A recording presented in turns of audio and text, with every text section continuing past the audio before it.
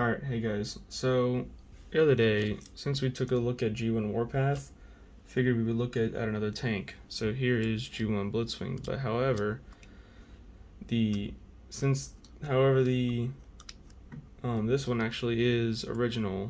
The Warpath is reissue, but this one actually is a G1 original for Blitzwing, not a reissue. So we still got the original rub symbol on here, so you can get a clear view of it. I mean, it wouldn't matter, it's probably gone now, probably all rubbed off, but we got some repro labels on here, so he does look clean. And obviously you can see his head right there poking out, but it's a G1, so what are you gonna do about it? It's a little loose, but that's what you get when you get an original, which is what I prefer. I like reissues, but original is just where it's at. So still got some paint on his treads, which do look nice.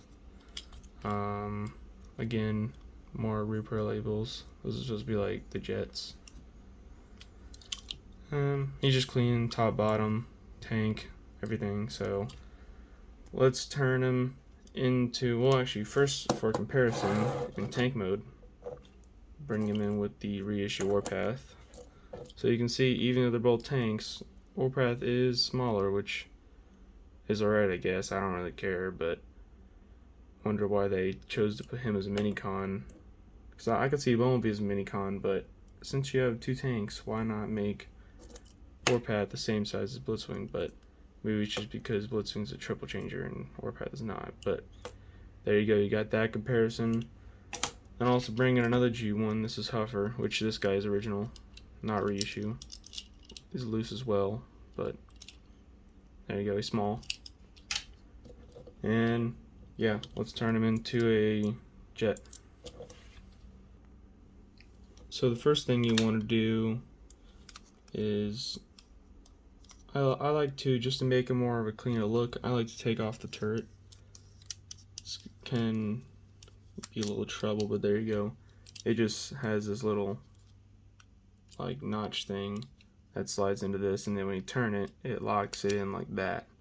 So it starts like that, turn it like that, but it still can turn and everything else.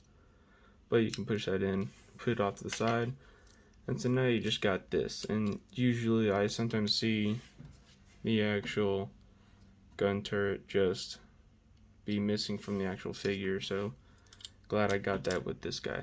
So then we want to flip these around. You got a tab right there, that would go in right there. But before you want to do that, you want to lift this up, and then you want to flip, if you can get your finger on it. This one's a little tight, but get the little tail fin out. And then also, while you have this up, you want to flip this around. Yeah, just like this. And that little notch will fit, I don't know if you can see it, a little notch will fit right into that spot right there. And so there you go, you have that, and you want to put that tab into the slot, and you got that. There's a whole wing. Sometimes this will pop out, but it'll get there. Same thing on the other side.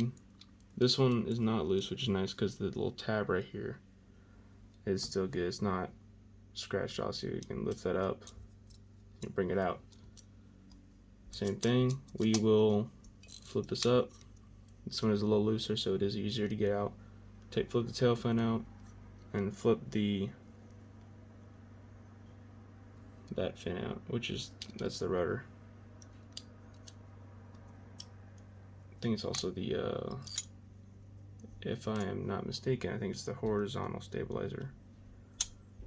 But there you go, you tab that back in, and there you have the whole back of the jet done, which does look nice for a G1.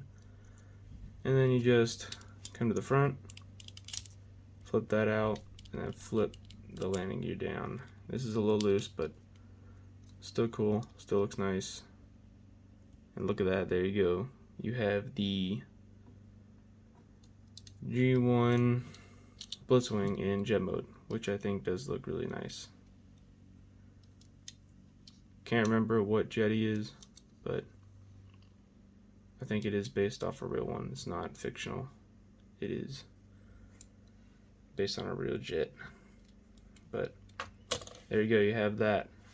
Now if you want, because these are supposed to be landing gears right here, you can put this back on, so we'll do that real quick. I just think it looks better with it off because it looks more clean and streamlined. And I think you have to have it flip to the back so it can bring the nose down. There you go. So you have that, and you can see why I take the turret off, because it's just hanging down. You have a big gun out the back. But got some nice engine detail right here. Lots of repro labels, like I said before. Just an all-around good figure. Looks great. So bringing back in our comparisons we had,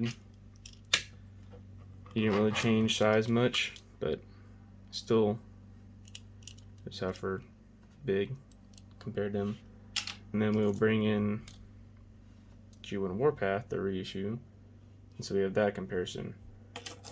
And then I will bring in a few missiles, which is a part of accessories. This guy is complete, which is nice, but it comes with 3 missiles. What you can do is take one of those and you can put them here, or you can put them here. I don't know if there's any other spots, but those are the only ones I found. But you can do this. My springs in this copy are actually loose, so when I hit the button, it's most likely not going to shoot. Yeah, I know, but the button is right there. But yeah, it doesn't shoot, which good and bad. I wish it did shoot, but it does have the springs in there. They're just really bad, because you can hear them in there. But yeah, they're just weak. But yeah, there you go, you got that, and then you get an extra missile. So I'll take these out so I don't lose them, since he is complete. And then he also does come. Actually, I'll put that with the accessories. He comes with his tech specs. And yeah, there we go. So now it's time to get him into robot mode. Alrighty, so to get him into robot mode from jet mode, you want to flip the landing gear up to the front and flip the nose in. Then you want to, you can leave this on, that's fine. You're not necessary to take it off, but you do this, untab both of these. And while we're here, I do want to show, there's the date, Hasbro 1980, 1984, and then it has this right here on the other wing, if it wants to focus.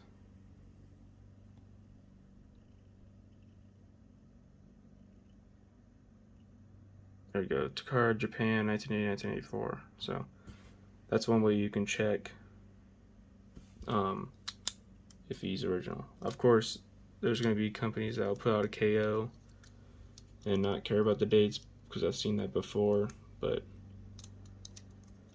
for the most part, it basically means it's original. But you gotta look for it to say Japan, because if it says China, it's probably a reissue.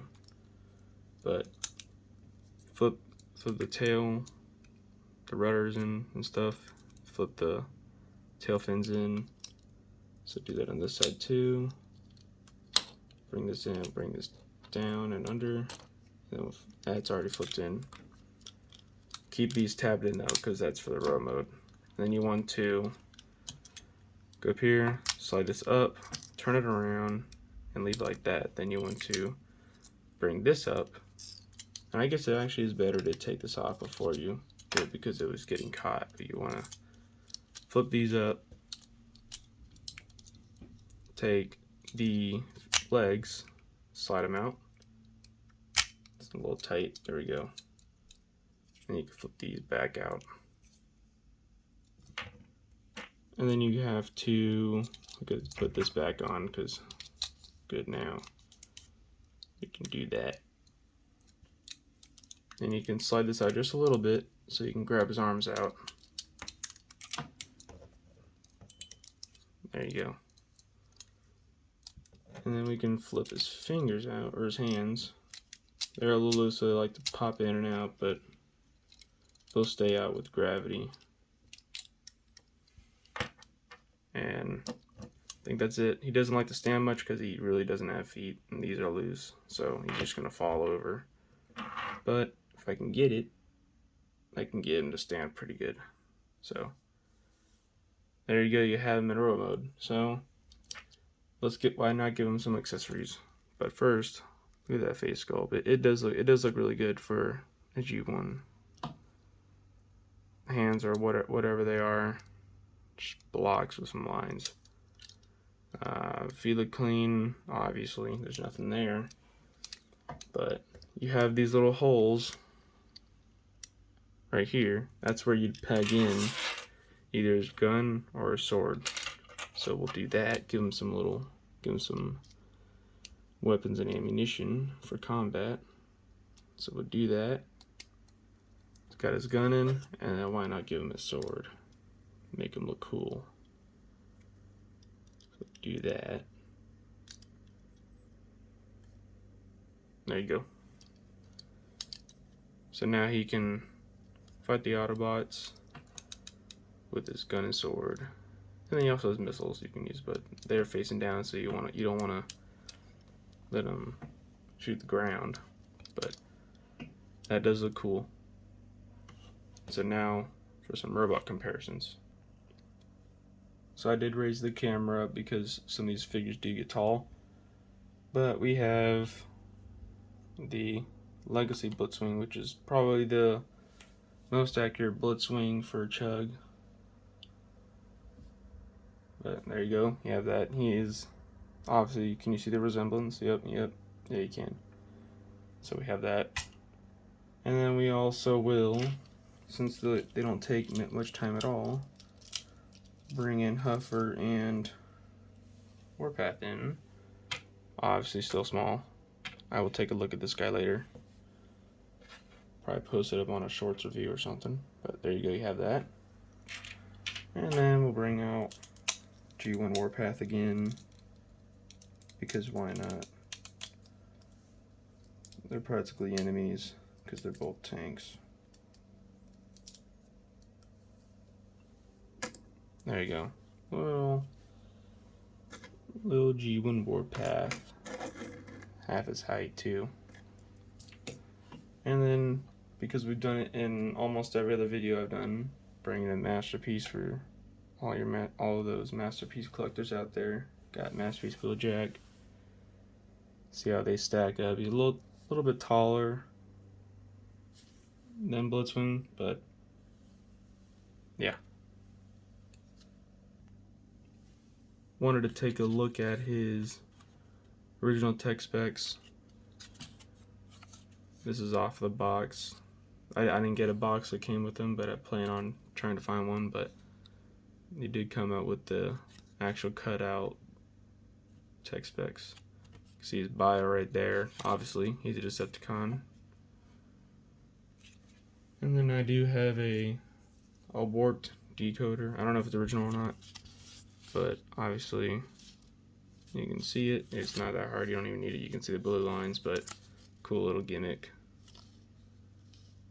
So you got all those. So thought that was pretty cool. So that is the review for G1 Blitzwing. Hope you guys enjoyed it. You can look at my other videos to see any other reviews I have done / video games, gameplays, and messing around. Feel free to leave in the comments what you guys want to see next. I will keep posting random things. And if you guys ever find this on eBay, which there are plenty, I don't know if there's any that are complete, but there's a good chance you'll find some that are complete on eBay. Might go for a high price though, really good condition, but if you ever see one, I do recommend getting him because he's a cool triple changer. And yeah, so I'll see you guys later. Have a good day.